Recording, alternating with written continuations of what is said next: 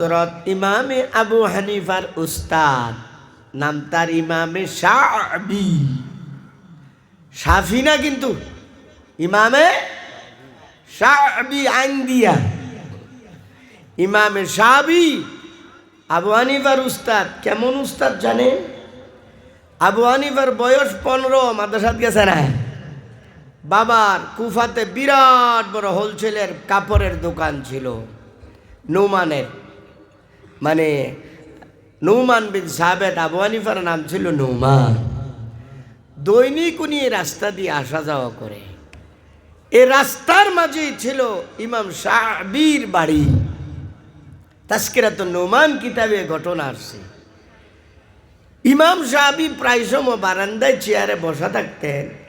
এই বাচ্চাটা, বালকটা রাস্তা দিয়ে যাচ্ছে, তার দিকে খেয়াল করতেন। এত সুন্দরভাবে যে যাচ্ছে, নিচের দিকে তাকায়া, না ডানে না বামে, কোনো মেয়ের দিকে তাকায় না, এদিক সেদিক তাকায় না, একেবারে নিচের দিকে তাকায়া সুন্নত তরিকায় যা, আবার বিকালে বাড়িতে আসে। একদিনের ঘটনা, ইমাম শাফি রহমতুল্লাহ আলাইহি ওই বালক নৌমানকে ডাকলেন, অর্থাৎ ইমাম আবু হানিফাকে ডাকলেন, বাবু এদিকে আসো। কাছে আসলেন, জিজ্ঞেস করলেন, তোমার নাম কি? নৌমান। বাবার নাম সাবেত। কোথায় যাও? বাজারে। কি করো? বাবার ব্যবসা আছে কাপড়ের, ওখানে ব্যবসাতে বসি। তখন ইমাম শাফি বলেছিলেন, তোমার ললাট মুবারকে, তোমার কপালে আমি এলেমের নূর দেখতে পাচ্ছি। তুমি ব্যবসা ছাইরা মাদ্রাসায় চলে যাও, তুমি যুগ শ্রেষ্ঠ একজন বড় আলেম হইবা, আল্লাহওয়ালা তুমি হইবা। তোমার কপালে আমি এলেমের নূর ঝলমল করতেছে দেখতে পাচ্ছি। এই ঘটনা শুনে, তার কথা শুনে ইমাম আবু হানিফা বলেন, আমি মাদ্রাসায় চলে গেছি, আর দোকানে যাই নাই। এখন বুঝেন তো উস্তাদটা কেমন? প্রথম উস্তাদ। কষ্ট হইতেছে আপনাদের বাজার? হ্যাঁ, প্রথম উস্তাদ। এই উস্তাদের একটা মজার ঘটনা তাজকিরাতুন নৌমান কিতাবেই আসছে। মানুষ যত বড় হয় তার হিংসুক বাইরা জাগা বাড়ে কিনা বলেন না? ইমাম আবু হানিফা রহমতুল্লাহ আলাইহি এত বড় হচ্ছেন, মাসলা যে দে, আল্লাহু আকবার, এই মাসলার কেউ আর উল্টাইতে পারে না। অনেক সময় মজলিসের মধ্যে তর্ক বিতর্ক, আবু হানিফার মাসলা গিয়া সর্বশেষে মজবুত হয়। হিংসুকরা বাইরে গেছে গা। এই হিংসুকরা গিয়া ইমামে শাফি, উনার যে উস্তাদ, সাংঘাতিক মহব্বত করতেন, মান্য করতেন, উস্তাদের কাছে গিয়া অভিযোগ করছে, আমনের যে ছাত্ররা আবু হানিফা, এই নৌমান উল্টা সিধা ফতুয়া দেয়, আপনি না করেন রে, এই ধরনের ফতুয়া টুতিয়া না দিত, যুক্তি দিয়া, কি আসমানি যুক্তি দিয়া দিয়ে উনি মাসলা দেয়, যাতে কোরআন হাদিস থেকে মাসলা দেয়। যেহেতু উনার ছাত্র সরাসরি পড়ে নাই, সরাসরি না পড়লেও উস্তাদের চেয়েও সম্মান উনাকে করে, উনার কথার দ্বারা উনি মাদ্রাসাত গেছে। ইমাম শাফি আবু হানিফাকে ডাকলেন, আসার পর বলতেছেন, তোমার ব্যাপারে অভিযোগ আসছে, তুমি নাকি যুক্তি দিয়া মাসলা বর্ণনা করো, তোমার উপর আপত্তি করলে আমি দুঃখ পাই, তোমাকে আমি আমার কলিজাটা দিয়া মহব্বত করি, তোমার বদনাম আমি সহ্য করতে পারি না। আবু হানিফা বললেন, হযরত, আমি তো যুক্তি তো দেই নাই, কৌশল অবলম্বন করি কোরআন হাদিসকে সামনে রেখে। কোনো কৌশল টোশল না, তুমি ডাইরেক্ট কোরআনে যেমনে আছে হাদিসে যেইভাবে আছে সেইভাবে মাসলা দিবা, কোনো হেকমত বা কৌশল অবলম্বন করবা না। জি হযরত, ঠিক আছে, অসুবিধা নাই। উনি চলে গেলেন। ঘটনা তো বইটা গেছে, দুনিয়ার বুকে দুইজন পুরুষ আছেন বেড়ক। বেড়ক বুঝেননি? কালো খাটো, কালো খাটো। এর মধ্যে একজন আল্লামা জমুকশুরি তাফসিরে কাশফের মুসান্নিফ, 2 নম্বরে ইমামে শাফি। তাজকিরাতুন নৌমান কিতাবে আছে।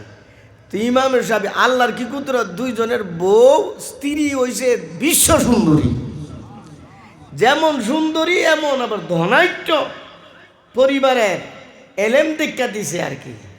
তো ইমাম সাহাবীর সাথে বউয়ের তেমন বেশি বনিবন্তা ছিল না। মাঝে মধ্যে জামাইরে যদি পছন্দ না হয় একবারে 100 পছন্দ হলে একটু ঝামেলা তো হইব, দমক মারবো, হ্যাঁ ডাক্কি মারবে, কথা শুনবে না, এমনটাই চলতেছে আর কি। জমুক ছুরি যে আছে, জমুক ছুরির বউ এডো হই বাজার। জমুক ছুরি একবার গড়ে গে, জমুক ছুরির শ্বশুর ছিল বিরাট শিল্পপতি। কষ্ট হইতেছে আপনাদের? হযরত আল্লামা জমুক ছুরি ঘরে ঢুকলেন। উনি সর্বপ্রথম তফসিরে কোরআন লেখেন, তফসিরে কাশাফ, প্রথম আরবি তফসিরের মধ্যে উল্লেখযোগ্য এই আরবি তফসির। কোরআনের ব্যাপার, কোরআনের পাখি যাকে বলা হতো, অক্ষরে অক্ষর, প্রতিটা অক্ষরে অক্ষরে তিনি কি করছেন? তফসির করছেন। আল্লামা জারুল্লাহ জমুক শরী, উনি একবার ঘরে গেছে, ঘরে গিয়ে দেখে স্ত্রী কোরআন পড়তেছে, মজাক কইরা বলতেছে, কোরআন ফরজ বুঝস কোরআন ঠিক, মানে তুতা ফাঁকির মতো শুধু কোরআন ফরজ বুঝস না তো কিচ্ছু, মজাক কইরা কইছে স্বামী স্ত্রীর মধ্যে যেমন মজা। তো স্ত্রী বলতেছে, আমার যদ্দুর বুঝার দরকার আমি বুঝা লাইছি, তোমার তো বুঝন লাগতো না। আরে কি বুঝছস? আমার যদ্দুর বুঝার দরকার আমি অতটুকু বুঝা লাইছি। কি বুঝছো? তুমিও জান্নাতি আমিও জান্নাতি। বলেন সুবহানাল্লাহ। মানে বেড়ি বুঝছে কি, তুমিও জান্নাতি আমিও জান্নাতি।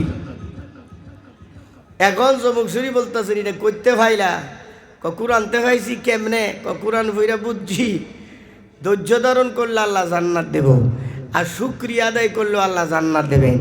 আমার মতো সুন্দরী রূপসী বুদ্ধিমতী এবং ধনাঢ্য বাবার মেয়েকে তুমি ভাইয়া, তুমি যে শুকরিয়া আদায় করো এটা আমি ভালোভাবে জানি।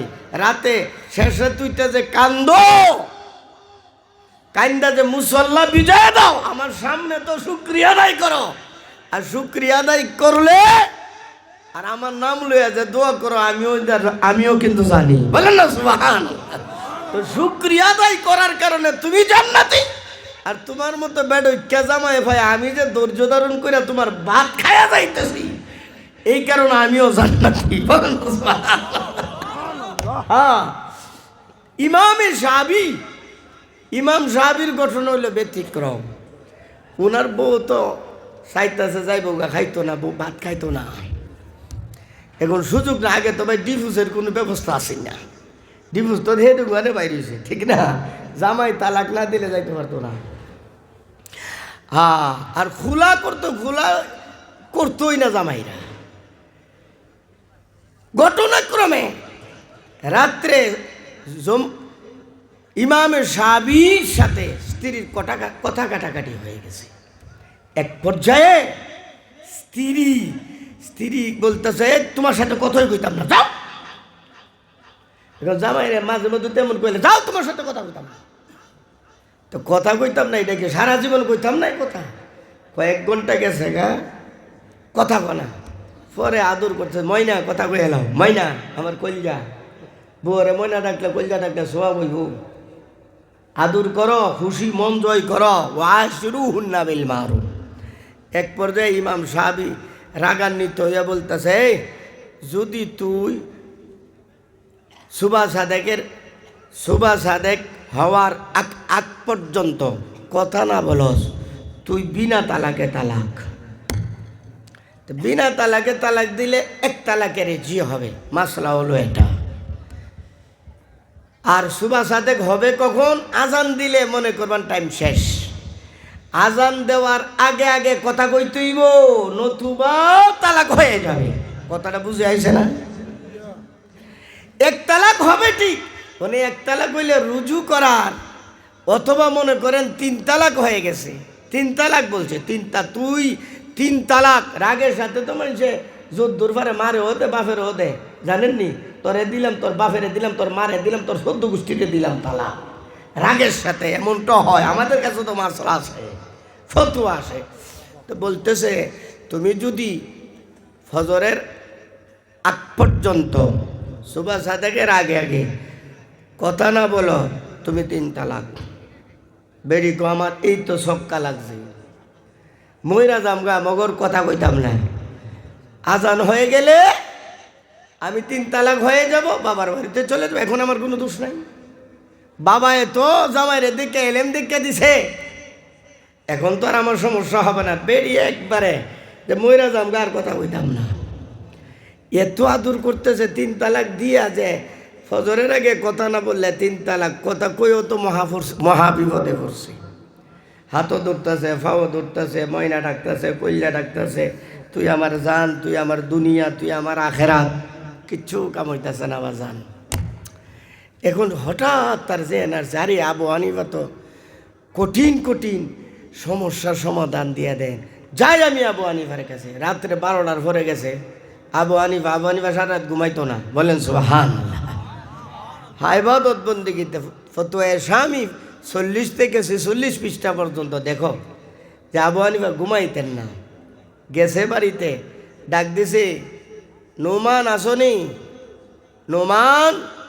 তো উনি তাড়াতাড়ি ওনার কাজ শেষ করে, জি হযরত। আরে আপনি?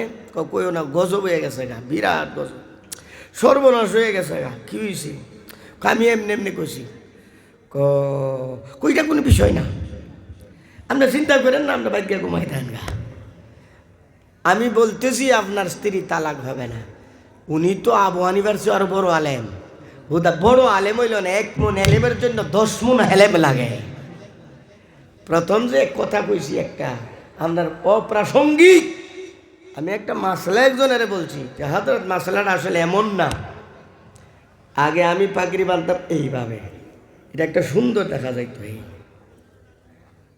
দেখছেন নি হাঁটলে, এটা একটা মানে ডিজাইন আর কি, বুঝছেন নি, খুব সুন্দর দেখা যাইতো। তখন ঢাকা, তখন আমি খুতবা দেই হাজারিবাগে, হাকিমুন্নাসা জামে মসজিদ, 13 বছর খেতাবত করছি। তো আমার এক মুরিদ ভাই ফারুক, খুব ভালো মানুষ, বিজ্ঞ মানুষ, ওখানে আইনা আমার ছোট্ট একটা কিতাব দিছে। কিতাব দেওয়ার পরে আমি পড়া দেখছি, আমার কিছু কইছে টইসা নেই, শুধু কিতাবটা দিয়েছে পড়েন। আমি A to Z পড়ছি, পড়া দেখছি এইভাবে নবীর সুন্নত না, উভয়টা পিছনে দিয়া দিত, এটাই নবীর সুন্নত। আমি পরের সপ্তাহে জুম্মার নামাজে দেয় খুতবা, তো আমি পাগড়ি দেই, বাস এইভাবে ফিরা লাগছে। হুজুর পড়ছেন? আমি আপনি এটা ফইরি, আমি এটা পরিবর্তন করছি। এখন আমি যদি বলি এটা সুন্নত না, সুন্নতের বার খেলাম, আর তুমি যদি কো আমার আব্বারে দেখছি এমনি পড়ছে, আমার আব্বারে দেখছি এমনি পড়ছে, এর লাগে আমি পড়ি, তাহলে তোমার সাথে কথা কয়ে কোনো লাভ নেই। অপ্রাসঙ্গিক কথাটা ওই সময় বলছি। যাই হোক, আবু হানিফা বলতেছে আপনি কোনো টেনশন করবেন না, কোনো এটা বিষয়ই না। আমি বললাম তো আপনি ঘুমাইতেন গা, বেটার ঘুমে ধরবো নি? বলেন, বেটার ঘুমে ধরবো? আর আবু হানিফার চেয়ে এলেমের দিক দিয়ে তর উপরে আছে। আল্লাহ যারে কবুল করতে চান কবুল করছেন, এলেমের দিক দিয়ে অনেক উপরে। তো উনি বলতেছেন, মানুষ এসে বলছে যে আবু হানিফা যুক্তির মাধ্যমে ফতুয়া দেয়, আজকা দিয়ে আমার বুঝে আইতাছে। আমি বলতেছি 3 তালাক হয়ে গেছে, আমি তো জানি এলাকা হইতো না, আমি কে ঘুমাই থাকতাম। কিভাবে সম্ভব? সম্ভব কিভাবে এটা আমি এখন বলতে পারবো না, দলিল দাও। আবু হানিফা কো আমি দলিলও দিতে পারতাম না, এখন আপনার কাছে দলিল দিতে পারবো না, কিন্তু আমি কৌশল অবলম্বন করব। কৌশল মৌশল কিচ্ছু নাই, সেটা আয়সা করছি, সেটা আয়সা রাত্রে আর ঘুম নাই বাজান, কত কিছু ঘুষামুদি করতেছে। বেড়ি তো আর কথা কয় না, দুজনে সজা। ইমাম আবু হানিফা রহমতুল্লাহ আলাইহি রাত্রে 3টা বাজে চলে গেছেন। ইমাম শাফির পাশে যে বড় মসজিদ ছিল, মসজিদে চলে গেলেন। 3টা বাজে, আজান হইব আরো 1 ঘন্টা পরে, অথবা 4টা বাজে, আজান হইব আরো 1 ঘন্টা পরে। ওই সময় তো আর এত গড়ি আসিন না, এত মোবাইলও আসিন, মোবাইল আসিন ওই সময়। হ্যাঁ, তো ইমামে আবু হানিফা মুয়াজ্জিনের গিয়া উড়াইছে, উঠো। আরে হযরত আপনি, আরে বাবা রে, আপনি কিভাবে আসলেন? আমি কিভাবে আসছি না আসছি আমি কিভাবে এটা পরে তুই খারুই আগে আজান দে। হজরত আইসা গেছে, আমার আলোচনা শেষ করে দিতি। হ্যাঁ চলতো। আচ্ছা হজরত বলছে কিছুক্ষণ, মানে ও যত্তুর ভারী আর কি। আমি তো বুঝছি আল্লাহর বান্দা। ইমামি তাজকিরাতুন নুমান কিতাবে ঘটনার জন্য তাজকিরাতুন নুমান কয় বেড়ার কাছে আছে, আল্লাহ বাবু সারা কেউ জানে না, মার্কেটে পাওয়া যায় না। এগুলো অর্ডার দিয়ে আনতো, আমি পাকিস্তানতে আছি। তাজকিরাতুন অর্ধেকটা আরবি অর্ধেকটা উর্দু। আবু হানিফা গিয়া বলতেছেন আজান দে। হুজুর টাইম আরো 1 ঘন্টা বাকি।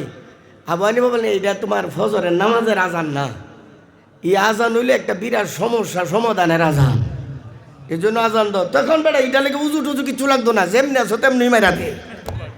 বেটা খার হয়েছে আল্লাহু আকবার আল্লাহু আকবার আল্লাহু আকবার বলার সাথে সাথে বেড়ে এবার মজা বুঝি ফাড়ার ঘরের ফাড়া। কারণ আজান তো হয়ে গেছে গা, তালাক হয়ে গেছে। এখন সকালে বাড়িতে চলে যাবে, বাড়িতে গেলে বাবা বললে যে আমি আইসি না, আমার তালাক মারছে, কইছি নি কারবার।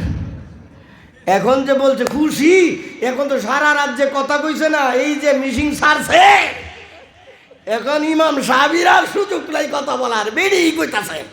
আচ্ছা বলেন তো, জামাই আর বউ যদি ঝগড়া লাগে, দুজনের স্বাধীন ঘরের ভিতরে কথা কইয়া জীবনও জামাই পারতো না। জামাই কইব একটা হি 3টা মারবো, জামাই কইব লাইনে, এই কইব বেলাইনে, জামাই কইব যুক্তি দিয়া, হে পারবো অযুক্তি উল্লাসীরা সাফাবাজি করবে। যাই হোক, ইমামে আবু হানিফা আসছে। হজরত আসসালামু আলাইকুম। ওয়ালাইকুম সালাম। কে লেগে আছো তখন?